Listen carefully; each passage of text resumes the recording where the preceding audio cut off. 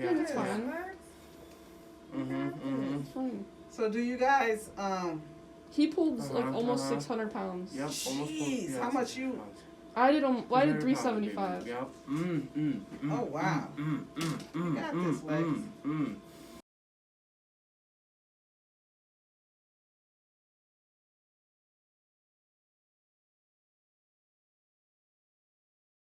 What's up guys, Derek, moreplates.com. Today we're going to be talking about Lexx Little. So this is a genetic phenom that a lot of people have done natty or nots on before, and he claims natural, and a lot of people don't believe him. Greg notably did a natty or not a while ago and basically said he was not natural. And then later changed his statement in a follow-up video in response to his powerlifting meet where he was randomly drug tested, and said he believes he is natural. So, you know, some individuals are on the fence about it. Some do believe he's natural and some don't. The main reason people don't believe he's natural is because of his insanely, disproportionately massive quads. So his quads are fucking absurd. And he's also very aesthetic. Like, some of the angles he takes in the shots, you know, make him look a lot bigger than he actually is. But some of these shots are like, you know, some people don't want to acknowledge that this could be done naturally, especially with the quads. Like when you look at his upper body, it's a bit more realistic to think, okay, maybe this is natural. But again, even his proportions and everything, it makes him look way bigger than he is. But even his stats though too, it's not like they're small. He's like in the 190s at, I don't know how tall he is, but he's it's not like he's a skyscraper. So he's like, you know, has stats equivalent to what a lot of guys with like average genetics on gear would be at. So, but yeah, again, the main reason why everyone thinks he's unnatural is not just that he transformed into, you know, an aesthetic fiend within a couple of years, but his quads are just fucking impossible. Like no one has these quads at his age. Even like guys on gear don't have these. So people just don't think it's possible, which is obviously an expected conclusion for a lot of people to come to when they see this physique and they see the development and whatnot. And you know, he is a Gorilla Mind athlete, and I thought this would be a good opportunity, seeing as he had a powerlifting meet come up and me and him had discussed, you know, what he could take naturally to, you know, peak for the meet. So this is where we actually had just launched turkesterone pretty damn close to when he was starting his prep or in the middle of his prep for his meet. So we implemented that, and interestingly enough, he started actually hitting PRs. And this is back in the experimental phase with turkesterone. I had no idea how good or neutral it was going to be, and he was one of the first individuals to titrate up to a high dose of it or a moderate dose of it. And all of a sudden he started busting out PRs. And I mentioned this in my last video about how he sent me a bunch of text messages about, hey, is it like, what's the chance that the turkesterone is working? Like all of a sudden I'm like busting out PRs. Said, hey, do you think the turkesterone would be working by now? And I was like, what dose you on? How many per day? He was on 4 a day at the time. This was a weekend. And he's basically talking about how he started PRing when he had otherwise been plateaued since. And I basically went through all these actually in the last video, so I'm not going to bore you with it. If you want to see that, go watch my turkesterone update video. I'll put a card up in the corner. It was the most recent turkesterone update. But basically, that is what he was on. And then in addition to that, I also implemented alpha GPC. So this is the turkesterone product in particular that I created, and I actually complexed it specifically with hydroxypropyl beta cyclodextrin in order to set it apart and increase its bioavailability and make it it's a more unique product. It's not like you can just buy a bag of this shit and somehow have it work the same way. It is not going to be. I don't know of another company that has complexed their stuff yet. Anyways, and then Gorilla Mind Smooth, he was taking a high dose of the alpha GPC, is one of the main nootropics in this product. And at the time we were out of stock, so I just got him to buy alpha GPC separately because this is something that can significantly enhance motor unit recruitment and kind of increase your strength acutely, and it is not tested for by WADA. So these were kind of like the two WADA safe things that he implemented in order to enhance his performance acutely. So anyways, that was the extent of what I knew he was on and that I had advised him on taking as far as natty stuff to enhance his performance. And he ended up PRing, you know, during his prep and hitting a bunch, like he mentioned in the text messages how this entire like section was essentially PRs on testosterone. And then he went to his competition, he did quite well. And he got first place teen, 93 kilograms, second place overall. Here he is with his fucking redonk quads, just popping. And Aaron did very good as well. And this was their first powerlifting meet together, and it was cool to see. And the cooler thing was he actually got randomly drug tested. And this is actually what we were banking on happening, because I said to him, if you end up getting randomly drug tested, we should subject you to a comprehensive blood test immediately after, because in that way, if people want to know if you're natural, it's going to be more provable if we have every single thing you can possibly pop for, with exception of like, you know, acute sporadic dosages of growth hormone or something. And I'll tell you right now, there's no way he has access to high quality growth hormone or is going to spend the money on it, in my opinion. That's, you know, pretty much out of the question for him. And if you were going to get tested for something like a synthetic analog of it or a GHRP or something, they test for all of those, and those are easily detectable. MK677, GHRP6, GHRP2, etc. Not that those are even performance enhancing enough to even really justify you looking the way you do. You're not going to just fucking blow up because you're on GH or any of these kind of analogs of GHRPs and whatnot. So anyways, as far as the comprehensive testing, he got drug tested.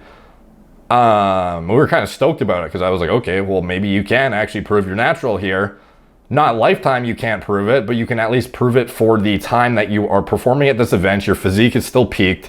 Your performance is peaked. You didn't lose any strength whatsoever. In fact, you've been gaining strength. So if anything, this should be like a pretty conclusive way to prove that you're indeed natural. Like there's no way your lifts would go up in the weeks prior to the thing if for that time you were cleaning out and trying to maintain like 80 to 90% of what you had been with your previous PED regimen, if you were in fact on a PED regimen, because that is what typically would happen, is if you were unnatural, you would be using something, get off of it, and then retain a certain amount of ability above your genetic baseline. And yeah, you're not gonna be 100% of what you would be fully sauced to the gills, but you're going to maintain enough to have a performance enhancing advantage, and you're going to pass the test. But for him, instead, he was PRing and improving his performance while simultaneously in that period that he would otherwise be like cleaning out if he was trying to pass a drug test. And I'll explain all the stuff that you could do while you are being drug tested to get around all the stuff I've mentioned previously.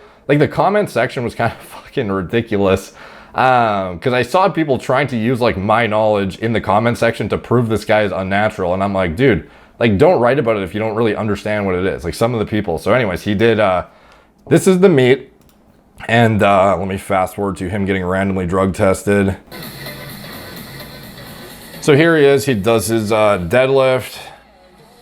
And after that, he gets randomly selected for drug testing because we're not allowed to fit. Presumably, he's like one of the most physically impressive specimens at the thing, just his quads fucking flaring out into defying goddamn space and time. So here, this guy, you know, chooses to randomly drug test him, and fortunately we get it on camera for proof, and then obviously we have the drug test results, which I will show you after. To film the sample collection. So I cannot film my beeping, but I am going to get drug tested. Yeah, I'm ready. Okay, so from the time you take that cup, no one else is allowed to touch it but you. That's how you can be assured that there hasn't been any tampering with the kit. Okay. So from here, we've got paperwork to fill out.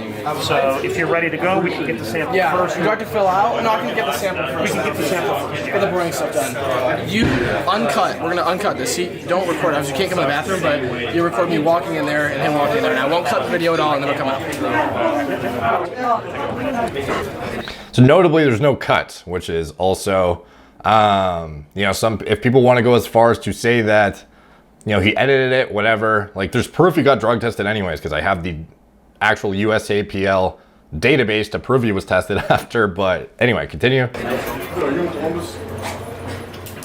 Okay, I'll explain to you how this works first. Yeah, that's fine. The big cup is just for the sample collection. So you go ahead and open that up and we'll take the 2 small vials in the bag out. And we'll set those aside.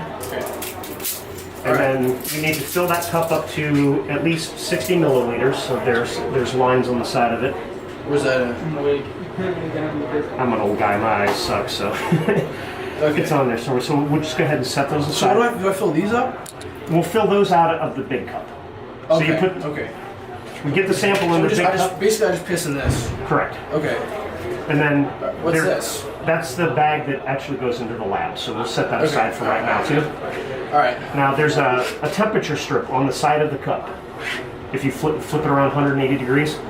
So after you fill it up, we check what temperature the urine is in order to make sure that it actually came out of your body. Because if you brought urine in with you, it wouldn't be body temperature. Okay. All right. So that's pretty cool. Like honestly, seeing the background procedure and whatnot, because where else are you gonna fucking find this on YouTube realistically? All right. All right, about to piss. Bear back. It's so funny. We literally knew that was gonna happen the whole time. Let's see. I don't know how good this looks because it's weird, but that is funny. I'm just gonna talk over until. Did you stop recording? No. Okay. I'm just gonna talk over until he's done with this test. It's really funny how we called that. Oh yeah. Yeah, course, like we obviously. walked I in mean, here knowing it was gonna, My man he was just gonna doing be the good, one. so of course he got to take a test. But, anyways, who knows how long this is gonna take. Got this new camera and it is super heavy, so I'm not vlogging no more. This is my pee, everybody. So. All right. So we just got Warm, nice and warm. show me the temperature strip. Actually, in the light. So yeah, you can see it's all the way up at 98. Okay. Almost into 100, so we know it's body temperature. Alright. So now what you're going to do is the small vials, you need to open those up. They've got two sets of lines on them. We want to fill them both up to the top line. Like all the way up here. Yeah, that 30 milliliter line. We want to fill them both up. So those will be an A and a B sample. So they will test the A sample, and then the B sample is there. If for some reason you would have an adverse finding in the test, you can request that they test the B. Okay, there's one. Okay, yeah, tap that one. Go ahead and push the tab down on it too. I did. Okay. Okay, yeah, now go ahead and push the little tab on the front, lock those down. Now take them and hold them upside down over the toilet, just to make sure they don't leak. All right, we're good. All right, so you can dump the big cup. What about a second? Well, you can do that, but I don't Pretty recommend it. badass. Then just go ahead. Or that, yeah, just go ahead and shake it. How do we push? I want to hear the "ooh, you were on this, you were on that," because you know what? What the fuck was I gonna say? Oh, I'm the only one doing this. Who else do you see actually showing you with proof? So you know what? Suck my balls. So yeah, drug test results come back in 2 to 4 weeks. There's a USA Powerlifting drug test database online that you can look up your results, and it'll show your name, the meet, and whether you pass or fail. Yeah. And So no news is good news, he says. yeah, no news is good news. We only contact you if there's an adverse finding, in order to give you the opportunity to request that the B sample get tested. It's like 158 and I'm 153. Okay, so now if we go to the USAPL drug test database and you go all the way down, and you go to the December 12th event test results, we can see that indeed Lexx Little is right here, and he did indeed pass. So we can conclude that at the time of that urine collection, he was indeed clean of the entire WADA panel that USAPL utilizes. So let's go look at that so I can show you exactly what that includes, and then we can rule out some things, and then we'll get into what he could have taken, and then I'll get into how to rule those out as well. So this is the prohibited list. As of 2021, the changes are not anything that make really any difference for him whatsoever. So if you want to go look at the 2021, it's fine, but anything that was added was like beta 2 agonist related and shit with inhalers and just stuff that is completely irrelevant to anabolics and the shit we actually care about. So anyways, anabolic agents. So this includes, when people want to say SARMs, they want to say steroids, whatever. This is every single steroid, like unless he had a chemist who was going to revive some Frankenstein steroid from the medical records of pharmaceutical companies from the fucking 70s. Like there's nothing on here that he's going to have gotten away with. And even if he did use a Frankenstein compound, we would have seen aberrations in his blood work that would have proved he was on a Frankenstein compound, which we will get into after because I have blood work biomarkers to get into as well. So anyways, this is literally everything. And then above and beyond that, we have SARMs, other anabolic agents. So the entire S1 panel, peptides, hormones. So this notably includes, now we have IGF-1 and its analogs, you know, GH. Are you really going to detect, you know, catch a guy at the meet for using GH? No, you're not. So it's kind of irrelevant. You're not going to prove you're not on GH unless you get an IGF-1 test as well. And that one we didn't even get. It's expensive, and I didn't think it really made a big difference anyways, because at the end of the day, you're not going to gain any fucking strength from GH on its own. Like look it up. Like you can use copious amounts. It's not going to do anything significantly performance enhancing on its own. It's great for, you know, injury proofing your body and making it more durable and whatnot. And it can have a 1 + 1 = 3 effect when in conjunction with anabolics, but on its own, like you're not going to catch anyone using GH unless they're fucking stupid. So anyways, you might just have to take his word that he's not on high quality GH. Beta 2 agonists. So as far as like stimulants and things of this nature, I actually told him to stop using pre-workout like several weeks before the thing, just in case. This is like a bunch of shit that, you know, like hygenamine, fat burning agent, as well as a stimulant, some other salbutamol. There's some shit you'll find in inhalers and whatnot in some of these sections, but it's kind of irrelevant. Hormone and metabolic modulators. So this is notable because this would indicate if you are using a fertility drug or an aromatase inhibitor or something to circumvent the, to make it look like you're natural when you are indeed not, or recover from some sort of, you know, performance enhancing drug use. Like say hypothetically you did a cycle several months ago and then you're trying to recover natural production. Like again, you have to keep in mind, they're not even testing for blood work in the thing. Like I got it added to this so we could prove comprehensively that nothing's going on. But anyway, so they're checking to make sure you're not using an aromatase inhibitor, as well as SERMs that could be used in a post-cycle therapy context as well. So we have everything in here. We have aromacin, we have fucking, what is it, anastrozole, arimidex, we have letrozole, testalactone, we have Novadex, tormorphine, we have Clomid, we have raloxifene. Everything in here, you have to keep in mind the metabolites of these compounds, they have several week detection times. So this isn't something that's like in and out of your system super quick. These are all synthetic agents that have long active lives for detectability. So this is not something you can easily stop your shit months ago, get on a PCT and be okay. If you try to PCT, you're gonna get caught. Like it's the most obvious thing when guys PCT. Is it a coincidence that guys in the UFC randomly pop for aromatase inhibitors and SERMs? Why else would you be using letrozole? Why else would you be using Clomid? If it was for performance enhancement, do you really think you'd be on those compounds? No, you would not be occupying an estrogen receptor and inhibiting fucking muscle growth and like fucking up your eyes and shit for performance enhancement. So all these guys in the UFC that have popped for like dumb shit like Clomid, like dumb stuff, it's not because they were using it trying to get performance enhancement. It's because indeed they were using it as a post-cycle therapy way to probably bring their biological passport back into a normal reference range so they don't look like they have massive aberrations when they get randomly drug tested. And then it backfires on them because they have these long-term metabolites that get picked up in the urine analysis. So anyways, something to note too, in the peptide, hormones, growth factors, related substances, and mimetics, I'm pretty sure this section also contains triptorelin and gonadorelin and some of the other HPTA modulators. So those are things that you could otherwise use to kickstart your HPTA extremely aggressively when you are shut down. So that would also get picked up in this. Hormone and metabolic modulators. So again, we just went over that with the AIs and the SERMs. Diuretics and masking agents. So he passed all this. Okay, so now we're at the S6 stimulant section. This is, you know, a lot of shit you would expect, you know, things like DMAA, DMHA, modafinil, adrafinil, amphetamines, things of this nature, analogs, ephedrine, blah, blah, blah. So a bunch of shit that would otherwise be, you know, performance enhancing in a mental context. So anyways, this is what he passed. Like, this is fucking comprehensive, dude. So this is every anabolic, every SARM, every fucking anything that they're trying to find. Now, that's not to say that there isn't stuff they're not testing for that you can get away with using. Like, for example, turkesterone.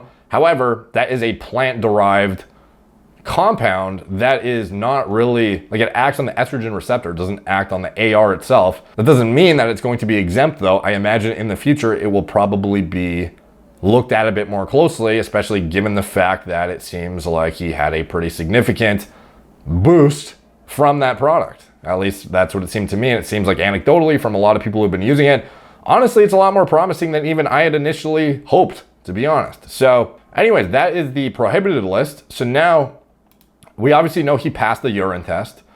This is in the video, you know, this is him showing he got tested.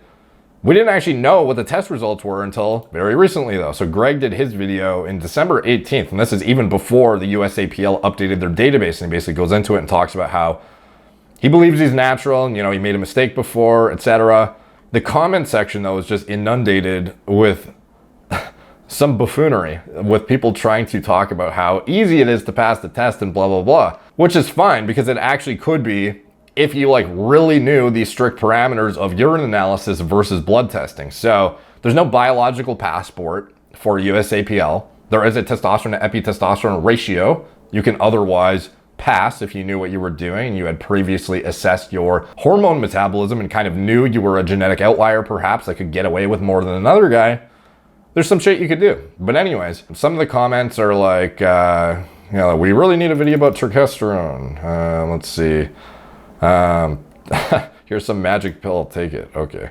What were the comments on this one? Some of these I commented on back in the day.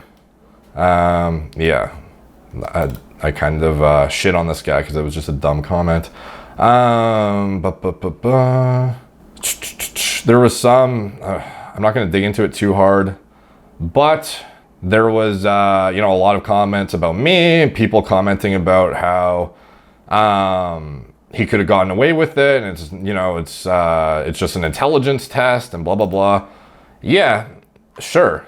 If you really wanted to, you could get around it, but this is where knowing what biomarkers to check comes into play, because you'll notice in the UFC and some of these more stringent leagues where they have biological passport, they will let guys get away with a testosterone level crashed into the abyss. Like John Jones' testosterone level when he got popped for Turinabol, at another point when they were testing his biological passport to see if there was any weird stuff going on, he had like a 50 nanogram per deciliter total. It was like 50 or 60, might have even been lower than that. And they were like, okay, like what's the point of a biological passport if you're going to let a guy get away with hypogonadal levels transiently, which would typically only be induced by hormone suppression or some sort of exogenous compound that's providing negative feedback to the HPTA. So like, yeah, you know, you have to know how to interpret the test too. It's not just about getting the biological passport and seeing if there's inconsistencies. You have to actually pick out the inconsistencies and be able to see what the fuck you're looking for.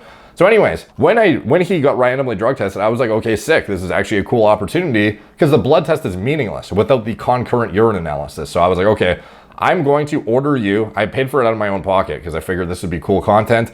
And it would also help. It was like a 2 birds, 1 stone thing because I was also collecting feedback on the testosterone at the time. And I wanted to see for a fact that it would have no negative feedback with the HPTA and provide testosterone suppression. So I wanted to see, okay, let's make sure that he was using a high dose of testosterone. Like he ramped up to 3,000 milligrams, which like most people were not using. Like you can only, like it's an expensive product, especially complexing it. It makes it significantly more expensive. So I was like, okay, you're using like one of the highest doses. So let's see if it has any negative feedback that, you know, suppresses your HPTA and causes suppression of LH and FSH testosterone levels, has any kind of, you know, weird indications with your blood work. And then on top of that, we can also concurrently see, are you shut down from anything else? Because, you know, we would be able to pick up, is this guy enhanced or not?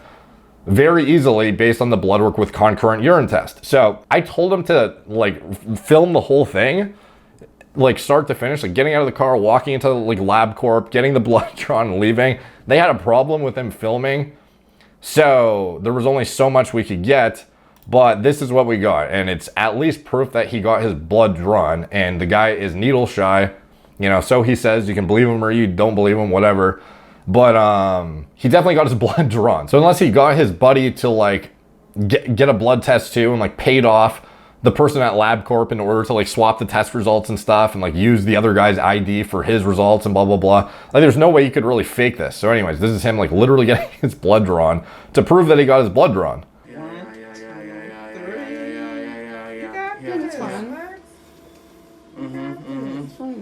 So do you guys, He pulled like almost 600 pounds. Yep, almost close. jeez, Yeah, how much 600 you, pounds. I did 600 pounds, 375. baby. Yep. oh wow. You got this, Lex. Dude, it's really fine. Yeah. You're doing great. Yeah. Oh So you my guys god. went out and Oh my ate god. some Oh my god. Yeah, we'll probably Oh get some my meat god. after Oh this. my god. Oh my Yeah. god. Yep. Oh my god. Are we done? Are we done? You got this, Are we done? Lex. I told you you Are we had done? this. Are we Yeah. done? You got So apparently he threw up after, which is funny, but also sort of like helps reinforce his natural status even more if you're literally puke every time you get injected with something. Okay, but obviously, you know, some people won't take that as anything. It's kind of irrelevant, it's just kind of a funny story. So anyways, he got his blood drawn for sure. Like, we can at least say that. Safe to keep in mind, this was a like last minute decision. His powerlifting meet was on a Saturday. So it's not like the lab corps were even open on the weekend for him to go get his blood drawn immediately after. Like, ideally, I would have sent him right to the clinic to do it. So instead, he had to go do it on Monday morning. So he had technically like a day and a half between getting his blood drawn Monday morning and when he got drug tested on Saturday evening or whenever it was. So, you know, there's a way to still explain that though, because it's not like it's going to make a massive difference on the biomarkers, and I'll explain why when I actually get into his blood test results, which we have here. So this is his blood test results taken on the Monday. So we can see here, tested December 14th. So Lexx Little, this is him, this is his date of birth, his age, blah, blah, blah. So anyways, I got basically, you know, basic parameters checked. We have his thyroid markers where you have a CBC with differential and platelet. Everything's normal. Go down to his BUN creatinine. So these can be artificially elevated if you are a bodybuilder, and especially if you are somebody who just did a fucking, you know, crushing session of weights, you know, literally like the day before essentially. You can imagine why these would be artificially elevated. So this is not something that is overly concerning, nor is it weird. Like, any individual who knows about blood work that you should not be getting your blood tested literally the day after a hard lift. Like, that is going to skew your metabolic parameters quite significantly. So his BUN creatinine is high, but this is not abnormal whatsoever. And this is why his EGFR is low here, because it's based on the serum creatinine level, which, as I've gone over many times in my past videos, is a horrible way to assess your estimated glomerular filtration rate. You want to use a cystatin C serum test to get a close proxy to your inulin clearance, which is otherwise the gold standard for assessing your kidney function, or more specifically, your glomerular filtration rate. So if you're a bodybuilder who is checking your GFR and you think that you are borderline in kidney damage, which is like a 67 is not great, go get a cystatin C done and don't lift for like 3+ days before your blood test, and also go in well hydrated. So anyways, getting into his lipids, you know, everything's normal. HDL is a little low though, which is notable.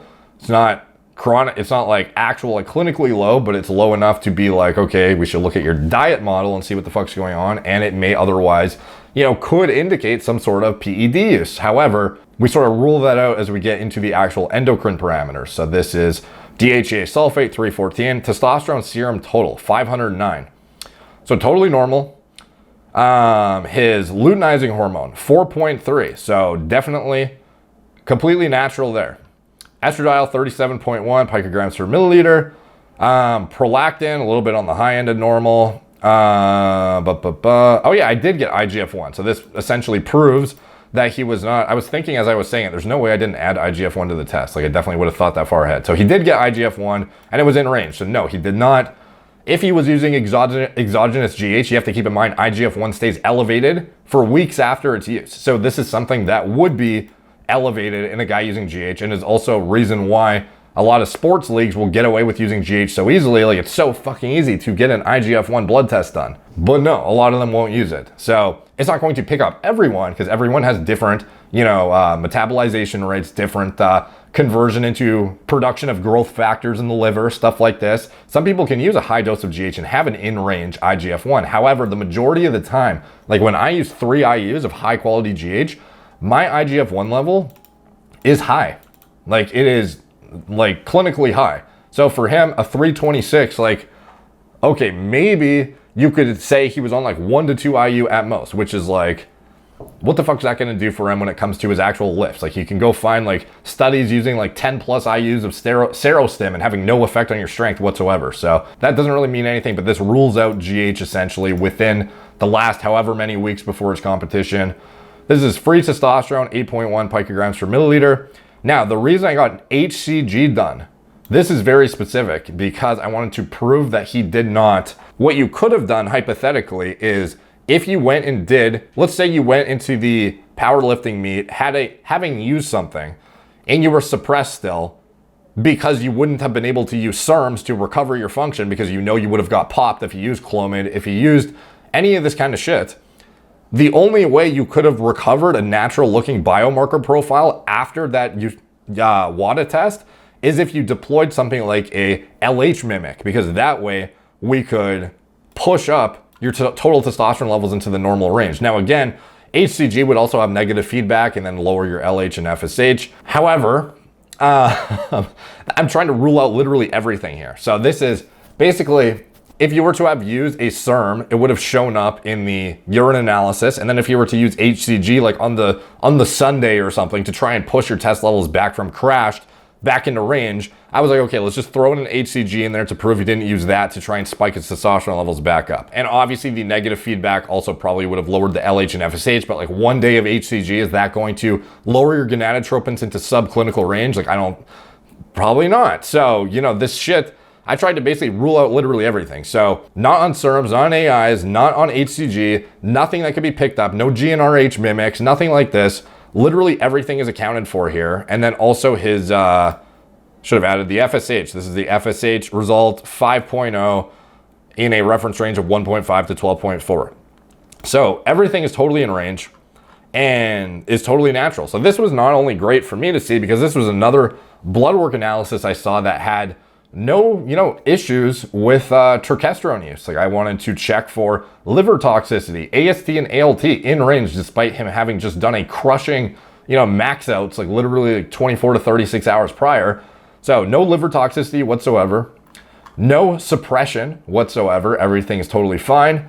And this is even with like admittedly, he has like a shitty diet. Like, he eats like random, whatever he wants pretty much. So everything is like normal still, even when he's doing like a subpar diet model. And this is something we've discussed that he's going to be, optimizing soon. His sleep hygiene, his everything. Oh, something else to note that's a very good indicator that he is probably natural too, a 56.9 SHBG, which is kind of abnormally high, to be honest. This is something I might almost look into, and it's probably more diet and lifestyle related than anything, like his sleep hygiene, his diet model, etc. Stress, big time, a lot of that shit. So this would not be high in a guy who's using exogenous anabolics. Like, this is not, you would never see a high SHBG in a guy who's cranking gear. Like, it's just, you would see a low and at best a normal. Like, that's kind of, so this was just another red flag that he was indeed natural, in my opinion. Now, I wanted to see that he was natural, to be honest too. Like, this is a guy who defies what you would otherwise think is possible naturally. And to be honest, like, even before I knew him, I was pretty skeptical too. So this to me was like very interesting, because I was like, okay, like, I believe them. Once I met him, talked to him a bunch, got through and learned some more personal shit and whatnot. But, science rules all. So I wanted to see, this kid just got a full broad spectrum WADA analysis. Okay, let's get your blood done at the same time and see what's up. So not only do we rule out a bunch of stuff about the terkestrone, which was well worth the money for me to get another blood test result of a guy on 3,000 milligrams with no issues whatsoever of testosterone suppression or anything like that, but also he gets to prove he's natural at the same time, because it's not often you're going to be able to get a broad spectrum test like the WADA urine analysis that has the S1, S2, S3, S4, S5, S6, all of those things. Because yeah, if you just get that, you can skirt around it. You have a 4-to-1 testosterone to epitestosterone ratio that you can stay within, which can give you the leeway of up to 300 mgs a week maybe of test. So this is where you get into the biomarker analysis of, oh, your total T is in range? Okay, so you must be on if you're on a TRT, maybe it's a lower dose than 300. Maybe you're on, 100 to 150 and you're just keeping it stable. But then again, if you're on that, would your LH and FSH be in range? No, they wouldn't. And then if you were doing it through some other means, you'd be testing positive for something like HCG, or you would be testing positive for the SERMs and aromatase inhibitor, or the GnRH mimic, or the blah, blah, blah. So pretty much this was the best way to rule out literally everything. Like there's no other way I could have done it better for this guy. And I tried to give him the best chance to prove he's natural. And to me, this is sufficient to prove he's natural for not only the competition, but for several months prior. Because that urine analysis, it's not a short window for some of these compounds. Like these synthetic agents have long active lives. So these fertility drugs he would have otherwise taken, if you were a guy who's unnatural, you probably would have been on something fertility related in order to recover your function in a quick enough time frame to be able to show this kind of a hormone profile on your blood work. If you were indeed using a bunch of shit, coming off of it, and then going into a competition like hypogonadal essentially, like there's no way you would have been able to replicate like all of these different things at the same time in the biomarker analysis. Your IGF-1 is in check, your gonadotropins are in check, your test is in check, your urine analysis has no metabolites for things that can be detected for months in check. So, you know, for the benefit of the doubt, like the fact that he was PRing during his prep while simultaneously being in a position where there's no way you could have taken any exogenous anabolics, no TRT, no fertility drugs to recover from, even hypothetically, if you did a blast earlier in 2020, none of that shit could have been done. It all would have got picked up. So, you know, for me, it bodes pretty well for him, in my opinion. Like at the absolute most, you could probably claim, okay, he was on like a low dose of testosterone from like, for the majority of 2020. And then like, honestly, even if you dig into it and you try and see how he could have, let's say hypothetically, he was on a low dose of testosterone, came off, and then just had such a good, you know, elastic HPTA, it just bounces right back after clearance, and then he gets around the test and blah, blah, blah. You would probably have not seen him PRing during late November. Like he would have been maintaining strength or losing it if you're coming off of testosterone entirely and trying to get your HPTA to kick back in. Like the likelihood that you're going to keep making progress during that time where you would otherwise literally, if you were actually enhanced, you would be going balls out just trying to maintain whatever you had gained from the T. Like the fact that he was still gaining during that time where he otherwise would have been trying to clear everything out for the tests.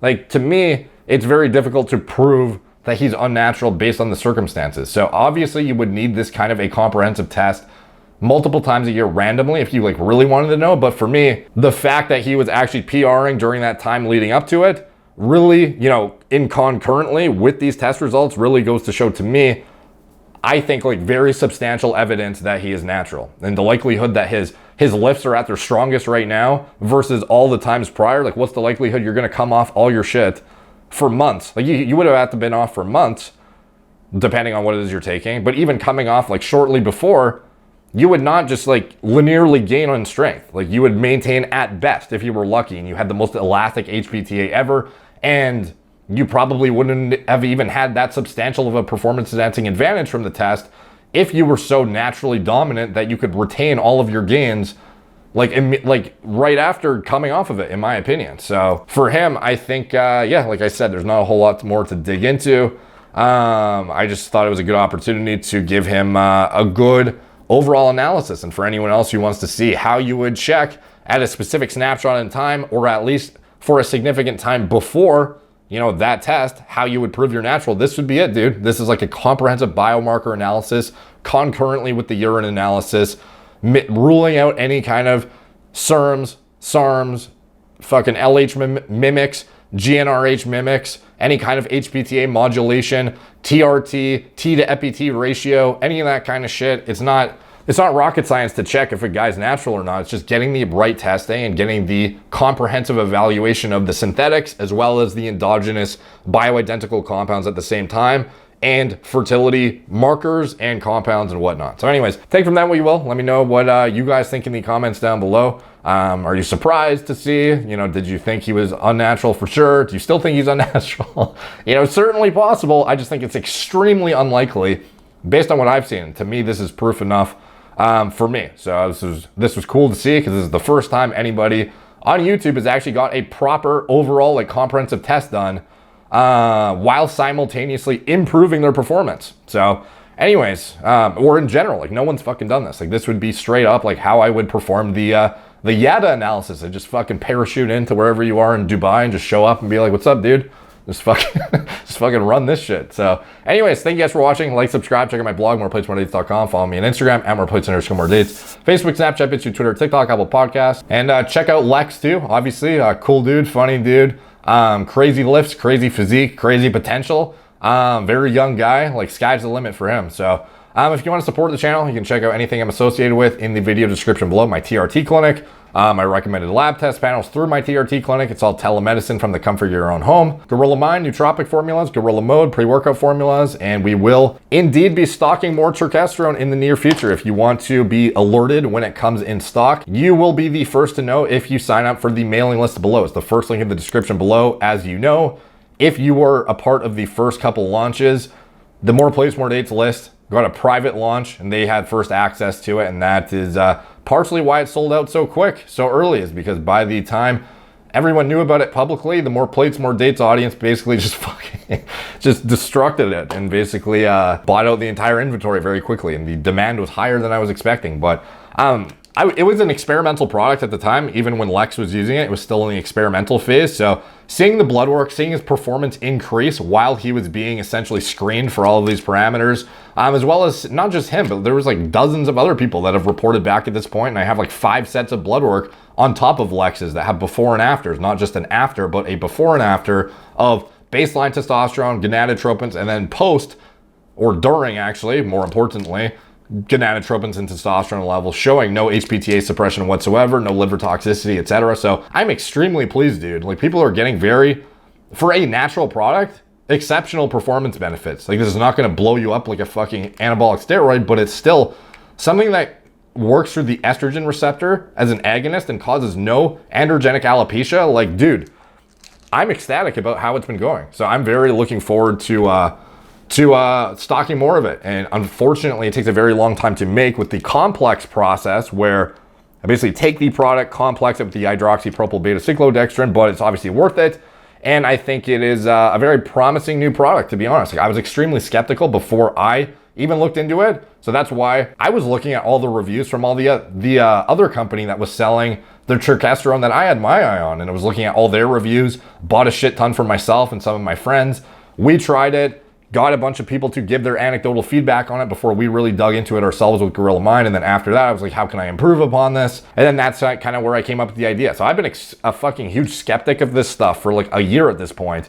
And it's cool to see it kind of all coming together and actually doing something. Because I was thinking, you know, there's a certain possibility that it might be just like barely like a neutral, maybe like a little bit of a boost for some people, but it's like fairly substantial, you know? So I'm quite pleased about that. And then obviously Gorilla Mind Smooth will be coming back soon, which has a fat dose of alpha GPC, which if you want to look into the studies on alpha GPC, they're pretty clear as day, the performance enhancing benefit it can have in a like powerlifting context, which it's not tested for with WADA either. So obviously cool little natural products if you're interested in that. And that'll be through Gorilla Mind soon. Again, sign up for the mailing list if you want to get notified about turkesterone. First link in the description below, and anything else I'm associated with, all in the video description below. Thank you guys for watching. Talk to you soon.